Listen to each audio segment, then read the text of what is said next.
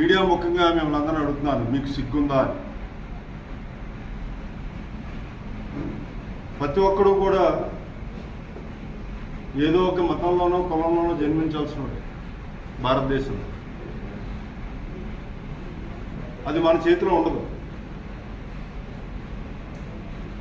అలాగే మనం నమ్మిన దేవుణ్ణి, మనం నమ్మిన సిద్ధాంతాలని, మన పుట్టిన మతాన్ని, కులాన్ని గౌరవించుకోవడం ధర్మం. అదేవిధంగా అదే మతం, అదే కులం ఏం చెబుతుందంటే అవసరంలో ఉన్నవాడికి ఆదుకోవాలి, కష్టాల్లో ఉన్నవాడు కూడా ఉండాలి, ఏ కులం అయినా సరే మనం ఆదుకోవాలని చెప్పడం కూడా గౌరవం. అవన్నీ మర్చిపోయి మీరు ఎమ్మెల్యేలు, మంత్రులు చేసి మిమ్మల్ని ఒకటే సూట్గా అడుగుతున్నాను, మీరు పోటీ చేసే నియోజకవర్గాల్లో మీరు కాపులు ఒకటే అడిగారా? వేరే వాళ్ళు అడగలేదా? నాకు తెలిసి నాకున్న అనుభవంలో ఏ పార్టీ కూడా ఇలా కుల మీటింగ్ పెట్టుకున్నాం, కుల నాయకులతో. ఏ స్థాయికి దిగజారిపోయారంటే మీరు ఈరోజు ఎక్కడో కృష్ణలంకలో ఒక కుర్రోడు సాయి కృష్ణ అనే కుర్రోడు గురించి ఒక వారం రోజులుగా రాద్ధాంతం చేస్తూ దాన్ని అనుసరించి మీటింగ్ పెట్టి ఆ కుర్రోడికి మీరు తలకు 50,000 వేసుకెళ్ళి ఇంటికి వెళ్ళి ఇస్తామని చెప్తున్నారు. మీకు సిగ్గుందా అని అడుగుతున్నాను. కులం గౌరవం పెరగాలి, 10 మందికి ఉపయోగపడితేనే రేపు పొద్దున్న మనం ప్రేమించాలి, మనం ప్రేమించాలన్నారు. నువ్వు ఎవరిని చేస్తున్నావు? ఒక 14 ఏళ్ళ అమ్మాయి మీద రేప్ చేసినోడిని నువ్వు వెనకేసుకుంటావు. మీరు పోరాడాల్సింది ఎక్కడ? సరే, ఏ అభియోగాలు ఉన్నాయి, సిఏ గారు అక్కడ ఉన్న సిఏ గారు ఏదో చేశాడు, చంపేశాడు అనేది అభియోగాలు ఉన్నాయి. దాని మీద ప్రభుత్వం స్పందిస్తుంది, దాని మీద యాక్షన్ తీసుకుంటుంది. నిజమా అబద్ధం తేలాల్సిన అవసరం ఉంది. మీరే చెప్తున్నారు బాడీ లేదని, చంపేశారని, అతను దాచేశారని.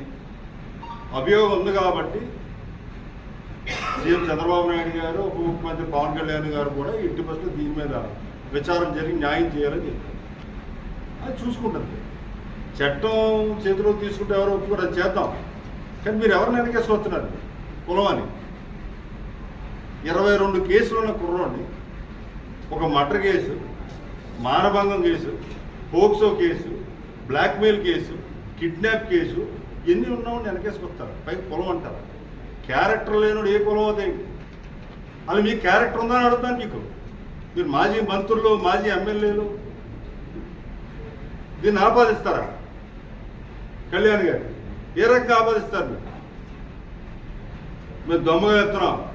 కళ్యాణ్ గారు కాపురంలో పుట్టాడు, హిందూ మతంలో పుట్టాడు, కానీ కష్టం వచ్చిన ప్రతి ఒక్కరు కూడా ఉంటాడు. అదే ఆయన కులం, అదే ఆయన ఎజెండా. మీ ఎజెండా ఏంటి? అరాచకం. జగన్మోహన్ రెడ్డి చెప్పడం, మీరు ఎక్కడేమో మీటింగ్ పెట్టాం. ఉన్న చెల్లికి న్యాయం చేయమన్నాడు. బాబాయ్ చంపేస్తారు, న్యాయం చేయలేదు. కానీ మీరు రోడ్డు మీద సన్నాసులు న్యాయం చేస్తారు. మీరు మీ గవర్నమెంట్లోనే కదా 14 ఏళ్ళు అమ్మాయి మీద రేప్ చేసిందాడు. కళ్యాణ్ నాడు ఎవడో తిడితే మీరు అందరూ ఏమయ్యారు? అప్పుడు ఎక్కడ పెట్టుకున్నారు మీరు నోళ్ళు? అది ఏం పెట్టుకున్నారు? నాని గారు మీరు అడుగుతారు కదా నోట్లు ఏం పెట్టుకున్నారని. మీరేం పెట్టుకున్నారు? ఆ రోజు తండ్రి చచ్చిపోయాడు, సూసైడ్ చేసుకున్న అమ్మాయి తండ్రి అని ఏం పలకరించారు? మీరు ఏమీ చేయలేదు. మీ చేతకాంతం. ఈరోజు అధికారంలోకి వచ్చి కళ్యాణ్ గారు అవసరం ఉన్న ప్రతి చోటన ఆఫీస్కి వెళ్ళి ప్రతి ఒక్కడికి మేము అక్కడ కులం అడగలేదు, నీ కష్టం ఏంటని అడిగాం. ప్రతి ఒక్కరు దాంట్లో పాత్ర వహించి ఆయన చేయగలిగి చేస్తున్నారు. ఈరోజు ఒక నమ్మకం కలిగించడం, ఒక మంచి నాయకుడు వచ్చాడు ప్రజల్లో. ఎన్ని పంచాయతీలు ఉన్నాయి? 13,000 పంచాయతీలు. ఏ రోజన్నా పంచాయతీకి న్యాయం చేశారా? పోనీ మీ నియోజకవర్గాల్లో పంచాయతీకి న్యాయం జరిగిందా? ఈయన వస్తే కానీ డబ్బు ఇచ్చే పరిస్థితి లేదు పంచాయతీ. గత వారం రోజులుగా రాష్ట్రంలో సోషల్ మీడియాలోనూ చూస్తూ ఉన్నాం. వైఎస్ఆర్సీపీ జగన్మోహన్ రెడ్డి డైరెక్షన్లో నడిచేటటువంటి కాపు సామాజిక వర్గానికి చెందినటువంటి నాయకులందరూ కూడా రాష్ట్రంలో ఒక సామాజిక వర్గానికి ఏదో అన్యాయం జరిగిపోతూ ఉన్నది, ఏదో ప్రళయం వచ్చేసింది, ఈరోజే రాష్ట్రం అంతమైపోతుంది, మాకు మనుగడ లేదు, మా సామాజిక వర్గాన్ని కూడా పూర్తిగా తుడిచిపెట్టే పరిస్థితి ఉందని చెప్పి మీడియా ముఖంగా వచ్చి గొగ్గలు పెడతా ఉన్నారు.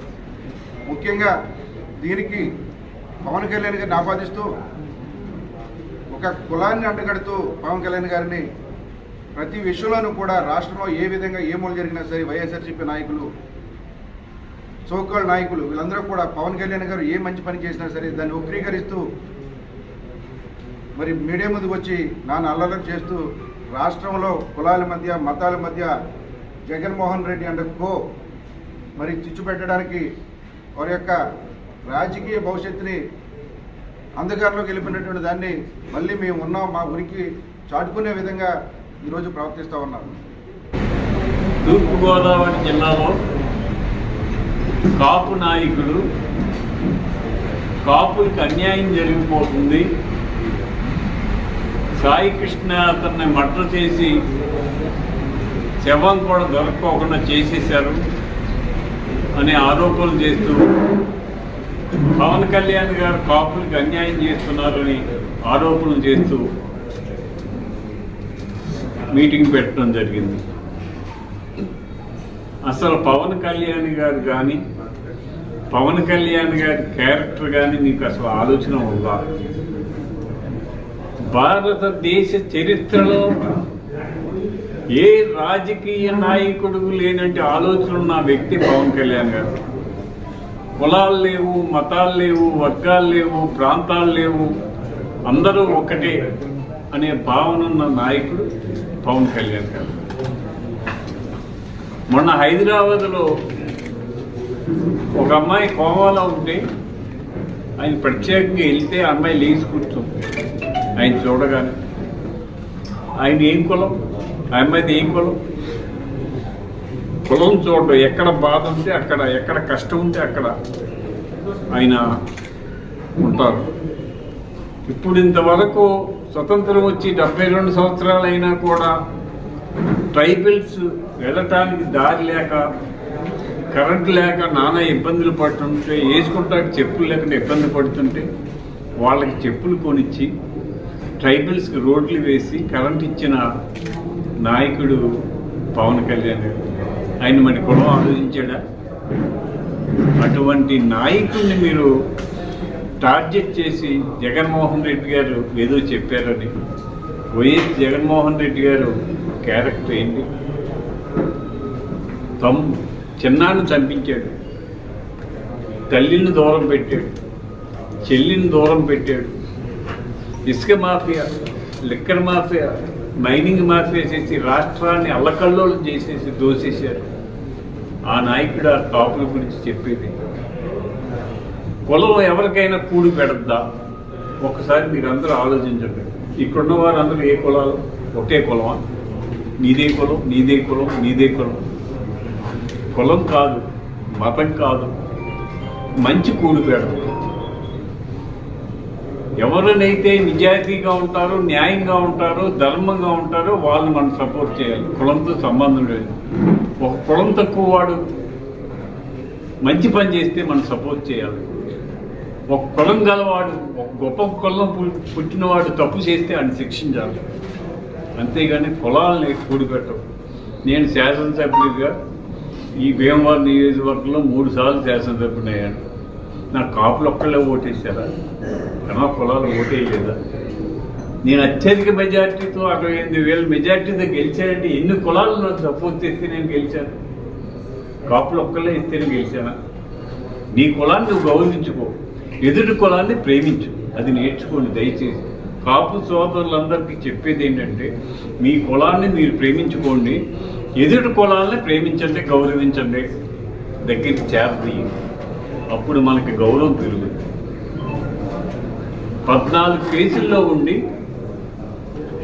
మానభంగాలు చేసి అతను చచ్చిపోయాడంటే వాళ్ళకి 55,000 డొనేషన్ ఇస్తారా? ఏం చేసాడంటే మీరు డొనేషన్ ఇస్తారు? కాపనే మరి కాపు కులంలో ఎంతో మంది ఆర్థిక ఇబ్బందుల్లో ఉండి నానా కష్టాలు పడే వాళ్ళ గురించి ఎప్పుడు మాట్లాడలేదు మీరు. విదేశ విద్యకి జగన్మోహన్ రెడ్డి గారి ప్రభుత్వం మంటలో కలిపింది. కాపులకి చేసింది ఏమీ లేదు ఆయన.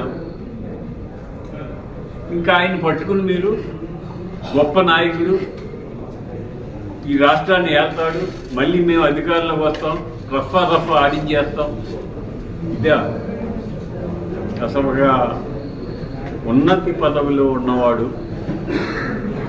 గౌరవంగా మాట్లాడుతూ నేర్చుకోవడం, ఎవరిని దూషించకూడదు, గౌరవంగా మాట్లాడాలి, అందరినీ ప్రేమించాలి, అందరినీ గౌరవించాలి. ఆ భావన మీ పార్టీకి లేదు, ఏ ఒక్కరికి లేదు, మీతో అనుసరించే వాళ్ళకి లేదు.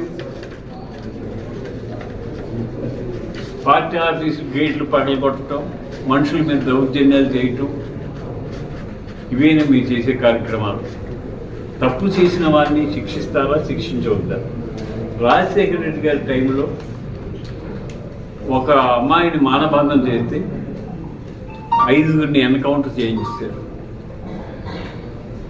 5గురిని మీ అందరికీ తెలుసు. కేసీఆర్ గారు తెలంగాణలో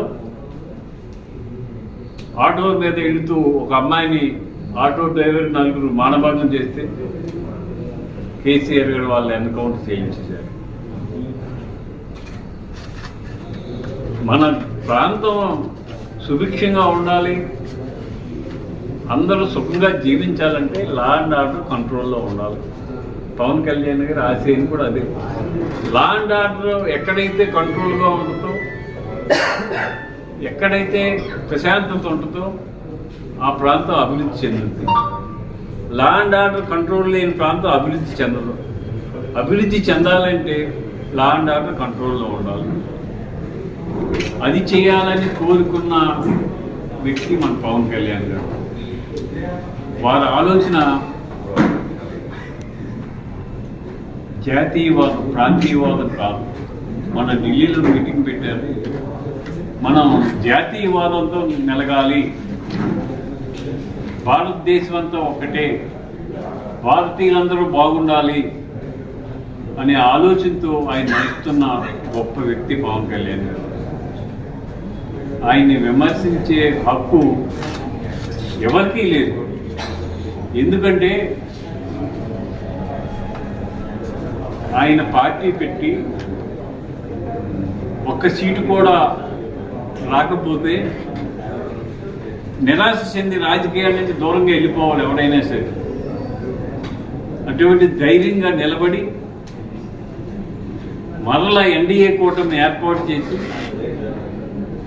21 మందికి సీట్లు తీసుకుని 21 మందిని గెలిపించి 100% స్ట్రైక్ రేట్ సంపాదించి కేంద్రంలో నరేంద్ర మోడీ గారు, అమిత్ షా సహకారం తీసుకుని మన రాష్ట్రానికి కోట్లాది రూపాయల నిధులు తీసుకురావడానికి ప్రధాన పాత్రధారి పవన్ కళ్యాణ్ గారు.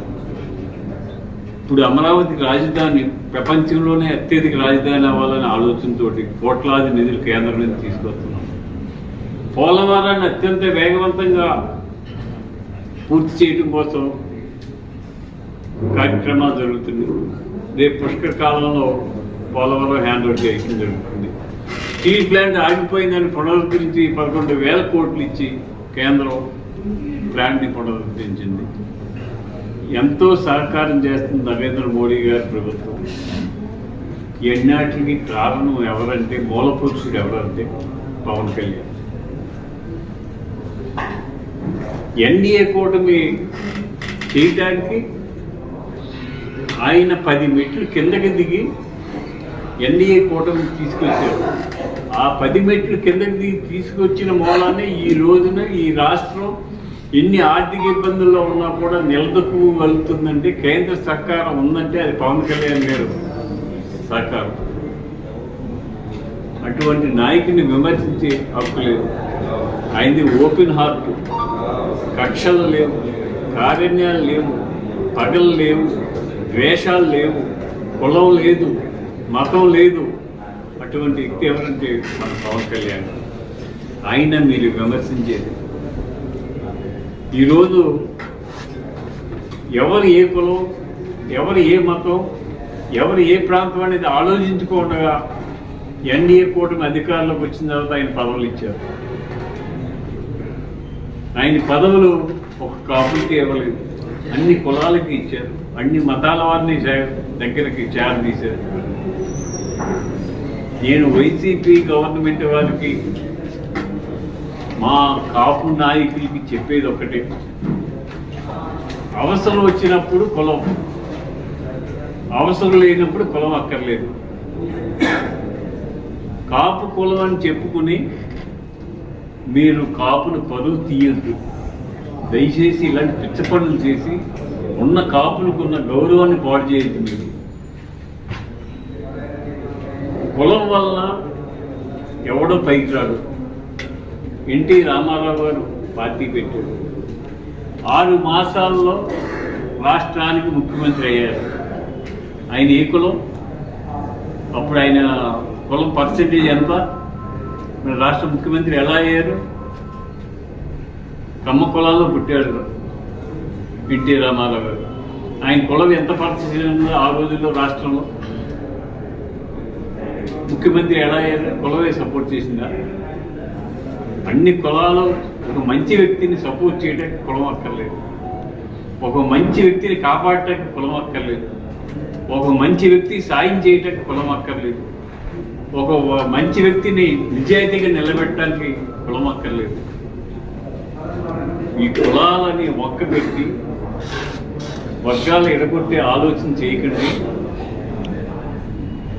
151 సీట్లలోంచి ప్రతిపక్ష హోదా కూడా లేకుండా 11 సీట్లలో మీ ప్రభుత్వం దిగజారిపోయింది. అయినా మీకు అయ్యో ప్రజల్లో నాకు వ్యతిరేకత వచ్చిందే, మనం మంచి మార్గంలో నడిచి మళ్ళీ ప్రజల్లోకి వెళ్ళాలని ఆలోచన రాలేదు. నువ్వు ఒక్క మంచి పని చేయలేదు. 5 సంవత్సరాలు రాష్ట్రాన్ని సర్వనాశనం చేసి. ఒక ఉదాహరణ చెప్తాను మీకు. మద్యం ఉంది, ప్రభుత్వ షాపుల్లో అమ్మారు. 15 బాటిల్స్ గవర్నమెంట్ ముద్ర వేసిన మందు అమ్మి 85 బాటిల్స్ నీ సొంతం అమ్ముకున్నావు రోజు. అంటే ఎన్ని లక్షల కోట్లు దోచేశారు. మీరు దిగిపోయిన తర్వాత మద్యం దిగిపోయేటప్పటికి మద్యం ఆదాయం ఎంత? ఇప్పుడు ఎన్డీఏ కూటమి వచ్చిన తర్వాత మద్యం ఆదాయం ఎంత? కోట్లాది రూపాయలు పెరిగిపోయింది. కారణం సిన్సియర్గా మేము చేస్తున్నాం. మైనింగ్ ఈ టైంలో సుమారుగా 300 కోట్ల ఆదాయం వచ్చిందనుకోండి, మేము మా ప్రభుత్వం వచ్చిందా 3 లక్షల కోట్ల ఆదాయం వచ్చింది. ఎంత మార్పు వచ్చిందో ప్రభుత్వంలో, ఎంత నిజాయితీగా పనిచేస్తుందో మీరు అర్థం చేసుకోండి. మేము కోరేది ఒక్కటే, పవన్ కళ్యాణ్ గారిని ఏ ఒక్కరు కూడా ఏలెత్తి చూపే లేదు. మీకు ఆ అవకాశం ఇవ్వం. ఎందుకంటే ఆయన నిబద్ధత, నిజాయితీ. పార్టీ అధికారంలోకి రాకముందే 5 కోట్ల రూపాయలు జేబులో తీసి మరణించిన కౌలు రైతుల కుటుంబాలకు ఇచ్చాడు. 5 కోట్లు. ఆ మరణించిన రైతులు ఏ కులం అని చూశాడా? ఎవరైతే మరణించారో, ఎవరైతే ఇబ్బంది పడ్డారో వారికి సాయం చేశారు. అటువంటి నాయకుడిని మీరు తప్పుదోవను పట్టించాలన్నా మీ వల్ల కాదు.